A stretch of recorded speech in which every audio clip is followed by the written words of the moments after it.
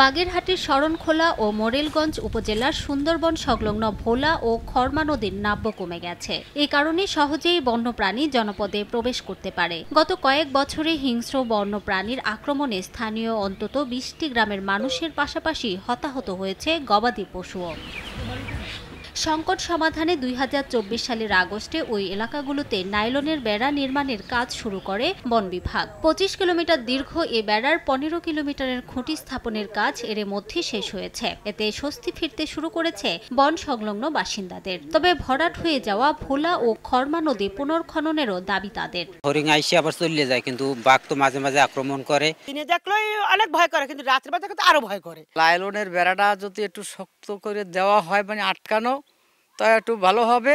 এখন যদি নদীতে খনন হয় তাহলে আরো মানে ঝুঁকিটা আমাদের কমে যাবে একদম। উপজেলা প্রশাসন বলছে, বর্ষা মৌসুমের আগে বেড়ার নির্মাণ শেষ হলে জীববৈচিত্র্য রক্ষায় গুরুত্বপূর্ণ ভূমিকা পালন করবে। আর চলতি বছরের মধ্যে বেড়ার কাজ শেষ করার পাশাপাশি নদী দুটি পুনর্খননের আশ্বাস বন বিভাগের। কাজের যেটা অগ্রগতি সেটা চলছে, তবে আরেকটু জরুরি ভিত্তিতে দরকার হলে খুব দ্রুতই আশা করি আমরা এই ধরনের অ্যানিমেলি থেকে আমরা দূরে থাকতে পারবো। ভোলা নদী আসলে জলবায়ু পরিবর্তনের কারণে অনেকটাই ভরাট হয়ে গিয়েছে।